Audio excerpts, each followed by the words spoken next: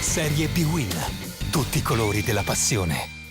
Dopo quasi 20 anni, Varese ed Empoli si ritrovano di fronte al Franco Ossola, sfida tra prime della classe con la neopromossa lombarda chiamata, dopo le ottime prove con Torino e Atalanta, a confermarsi anche contro la Big Toscana.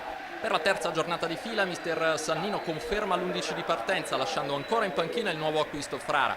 Tra i toscani invece c'è subito spazio da titolare per Gorzegno nel 4-1-4-1 disposto da Aglietti, con Musacci davanti alla difesa e Coralli unica punta. Meglio i padroni di casa e in avvio il primo tentativo, dopo 11 minuti porta la firma di Carrozza, ma il suo tiro è decisamente largo.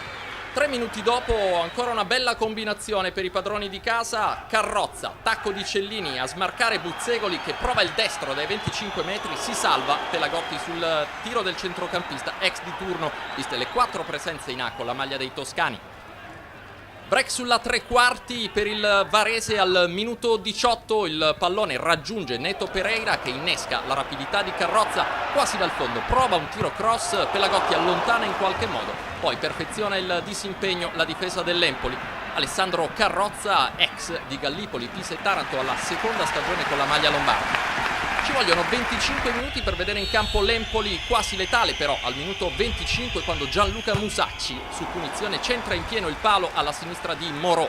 Grande esecuzione per il prodotto del vivaio impolese, 3 gol per lui con la maglia della formazione toscana. Immediata però la reazione del Varese sul capovolgimento di fronte, doppio dribbling di Carrozza su Stovini, pallone morbido sul secondo palo, Zecchini liberissimo si coordina, scarica il mancino, ma Pelagotti ancora una volta non fa rimpiangere l'infortunato Andanovic.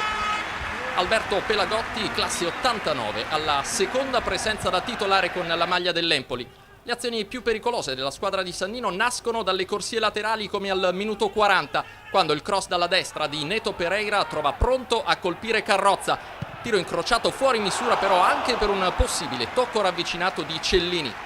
Buona la giocata da parte dell'attaccante brasiliano, prova a coordinarsi, Carrozza dall'altro lato niente di fatto. Proprio in chiusura di tempo gli ospiti provano a punire l'unico momento di svago della difesa avversaria. Musacci per Coralli che scatta in posizione regolare ma trova la tempestiva uscita di Morò a chiudergli la strada verso il vantaggio.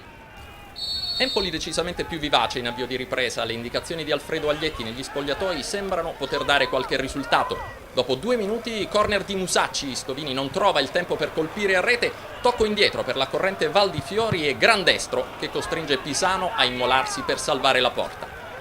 Poco da segnalare fino al minuto 19, azione del Varese, preciso il lancio di Corti da metà campo a innescare Neto Pereira, il drop del brasiliano però si rivela coraggioso ma impreciso. Prima vera opportunità in zona gol per l'attaccante, 5 gol in Lega Pro nello scorso torneo. Al 21esimo, brivido in area del Varese, sempre insidioso Musacci su palla ferma, Morò respinge male ma né Tonelli né Lazzari riescono nel tap-in vincente. Grande opportunità per il difensore classe 90 appena entrato in campo al posto di Mori. Alla mezz'ora Carrozza torna a seminare il panico nella difesa toscana, punta Stovini in contropiede, lo salta, si accentra e trova spazio dal limite per il mancino. Pelagotti ci mette la manona destra e respinge. Si rinnova quindi il duello tra Carrozza e Stovini, vinto ancora una volta dalla velocità dell'esterno di Sannino. Le emozioni all'Ossola praticamente finiscono qui, secondo 0-0 interno di fila per il Varese, ancora imbattuto ma in attesa del primo successo stagionale davanti al suo pubblico.